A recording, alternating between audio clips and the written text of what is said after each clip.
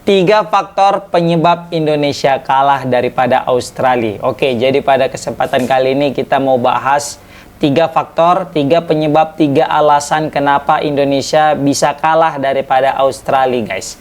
Oke, nah jadi sebelum aku menyebutkan tiga faktor ini, mungkin kalian bisa komen di kolom komentar, guys. Apakah sama kira-kira prediksi kita tentang faktor-faktor yang mempengaruhi timnas Indonesia ketika menghadapi Australia? Komen di kolom komentar dulu, guys. Cok, komen dulu.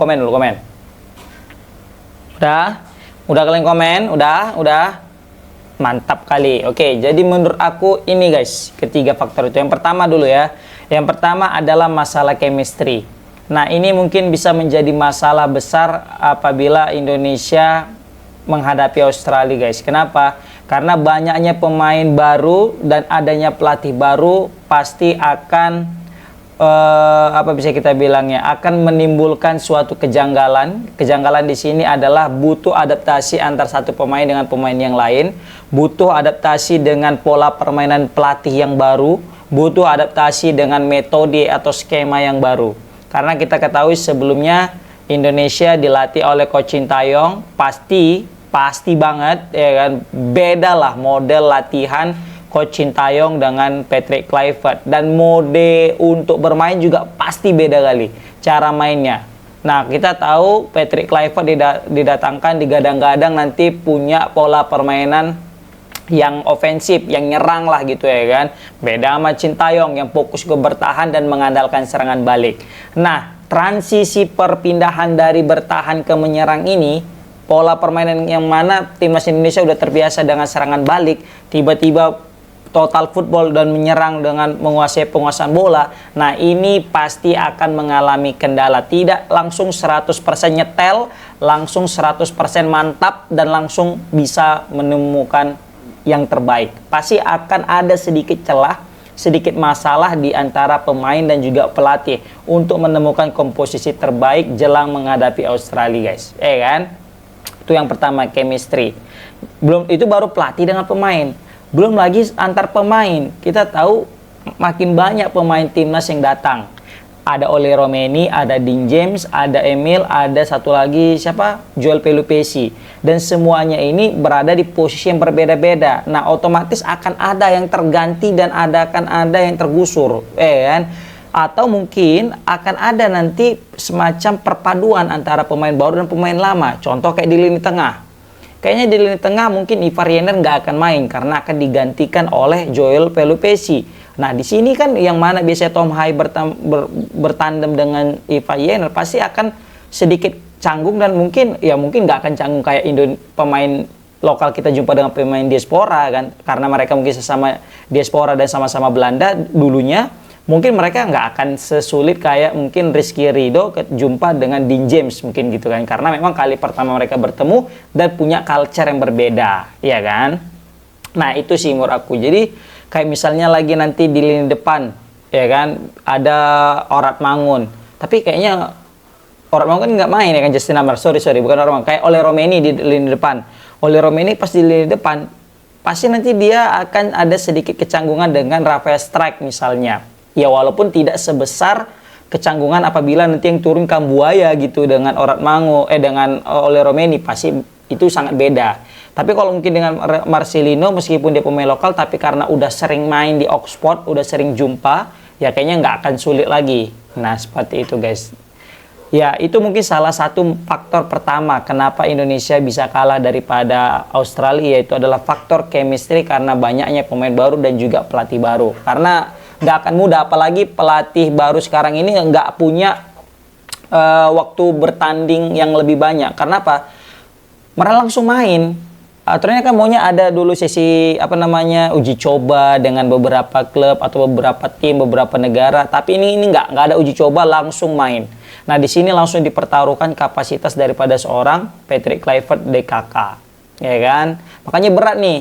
Ini bisa jadi salah satu faktor Indonesia kalah lawan Australia nanti. Faktor yang kedua adalah karena kelelahan. Ini pasti kali karena kelelahan. Kita tahu pemain timnas Indonesia ini terpencar di seluruh penjuru benua.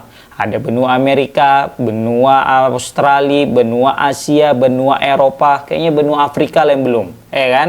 main di seluruh penjuru benua, penjuru negara, dan mereka datang ke Australia juga dalam perjalanan yang cukup jauh, memakan belasan hingga puluhan jam satu harian. Pastilah jet lag, pastilah akan agak sempoyongan, pastilah kondisi fisik akan terkuras, pikiran juga, pasti moodnya juga, pasti adaptasi dengan cuacanya juga. Pasti banyak sekali kendala yang akan dialami. Karena apa? Karena kelelahan. Karena kelelahan, jarak antar satu pemain dengan pemain yang lain dengan tempat bertanding juga jauh. Makanya pemain kita itu datangnya silih berganti. Trip 1, trip 2, trip 3, nggak ada sekali jumpa top gitu, nggak. Kan? Kenapa? Karena memang beda-beda mereka datangnya. Dan karena kelelahan ini pasti akan mempengaruhi permainan mereka nanti di lapangan. Beda lah orang yang udah datang seminggu sebelum bertanding, atau nggak usah seminggu deh, 4 atau 5 hari, 4 hari sebelum bertanding atau 3 hari sebelum bertanding, dengan orang yang 2 hari sebelum bertanding. Kayak Kevin Dix sama Orat Mangun, kan? Oke lah Kevin Dix lah, Orat Mangun kan nggak main nanti kan. Kevin Dix pasti Kevin Dix akan merasa lebih capek ketimbang pemain-pemain lainnya kayak Tom Hai yang mungkin udah datang terlebih dahulu, atau kayak ini deh, kayak Bang Jai yang udah datang terlebih dahulu kan. Pasti beda lah kebugarannya. Makanya Kevin Dix kemarin nggak ikut latihan di awal ya, waktu ngetes lapangan yang di Jabil Stadium ya, nggak salah, itu yang naik bus yang mati lampunya. Ditambah lagi juga persiapan mepet kan. Pertama dia udah kelelahan, pasti persiapan mepet dengan tim kawan-kawan yang lain. Mungkin kawan-kawan yang lain udah masuk ke fase taktik dan sebagainya, tapi karena dia masuk telat terus lelah juga, pasti akan tidak langsung fokus. Makanya persiapan mepet antar tim, antar pemain, antar pelatih ini juga bisa mempengaruhi sehingga Indonesia bisa kalah, guys. Jadi faktor pertama kenapa Indonesia bisa kalah adalah chemistry, karena banyak pemain baru dan pelatih baru. Yang kedua adalah karena kelelahan, karena jarak yang cukup jauh dan persiapan yang cukup mepet. Dan yang ketiga adalah terlalu, ini bisa aku bilang salah satu faktor paling pendukung nih. Paling besar faktornya ini, kalau misalnya timnas Indonesia nggak sadar nih, ya kan? Apa itu? Iya, terlalu percaya diri. Semoga pemain kita tidak terlalu percaya diri. Ini mengerikan. Kita berkaca ke pertandingan melawan China. Sebelumnya kita menghadapi Bahrain. Di Bahrain kita harusnya bisa menang dan merepotkan Bahrain. Dan gara-gara itu, patokannya kita bisa nahan imbang Bahrain dan turnamen menang. Terus kita bawa-bawa ke Cina dengan anggapan bisa menang mudah ke lawan Cina. Dengan anggapan bisa dapatkan 3 poin dengan secara cuma-cuma di Cina. Tapi apa yang terjadi? Yes, kita dibantai, kita dikalahkan sama China. Karena memang ada unsur ya, selain daripada rotasi Coach Sintayong yang nggak masuk akal kemarin ya. Ya karena itu juga ada terlalu overconfident, terlalu percaya diri karena menganggap sudah paten kali. Nah karena terlalu percaya diri ini yang akan menjadi bumerang, ini yang akan menjadi senjata yang mana akan balik kepada tuannya. Ya kan? Nah ini sama, mirip nih konteksnya. Kita berhasil menang lawan Arab Saudi 2-0 untuk pertama kalinya. Nah, kita lagi over hype banget, over confident, ditambah lagi dengan banyaknya pemain baru yang berdatangan, yang permain grade A, begitu juga nominal market value kita juga lebih tinggi daripada Australia, terus kita lebih angkuh, terus pelatih kita baru lagi, terus wah pokoknya banyak sekali yang terlalu dibangga-banggakan. Takutnya ini akan berpengaruh juga kepada performa timnas Indonesia yang merasa di atas angin. Dan ini juga bahaya. Ditambah lagi karena banyaknya pemain Australia yang cedera, ya kan? Wah ini Harry Suta nggak main, Kirkati nggak main, begitu juga Irang Kunda nggak main. Pasti nanti ada pikiran, wah enak nih, udah enak nih lawan Australia, udah nggak sesulit kemarin. Jangan sampai terbesit pemikiran seperti itu. Karena kalau misalnya sudah terbesit pemikiran seperti itu, maka nanti kekalahan yang akan menjadi hukumannya. Maka dari itu kita juga selaku fans timnas Indonesia untuk bisa menjaga-jaga ekspektasi dan juga jangan terlalu koar-koar untuk bisa ngebanting Australia. Tetap sisihkan di hati yang paling kecil bahwasanya nanti akan ada seri ataupun kalah. Walaupun nauzubillah min zalik kita mengalami kekalahan, paling kita berharap itu seri. Menang itu bonus. Ya kan?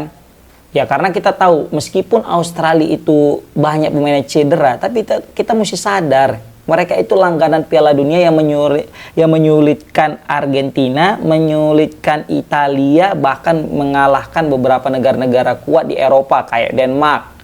Ya kan, di pertandingan kemarin juga di Piala Dunia musim sebelumnya mereka menyulitkan Prancis walaupun sempat dibantai. Tapi setelah itu mereka menang lawan Tunisia dan menang lawan Denmark dan lolos ke babak 16 besar. Nah, itu buktinya bahwasanya Australia bukan kaleng-kaleng.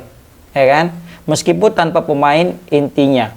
Ditambah lagi mereka didukung sama puluhan ribu supporternya di Sydney Stadium, di Allianz Stadium, pasti cukup beda lah. Nah, itulah ketiga faktor yang menurut aku bisa buat timnas Indonesia kalah melawan Australia. Pertama, chemistry. Yang kedua, karena kelelahan dan mepetnya persiapan. Dan yang terakhir adalah karena terlalu overconfident atau terlalu percaya diri. Nah, ini bahaya.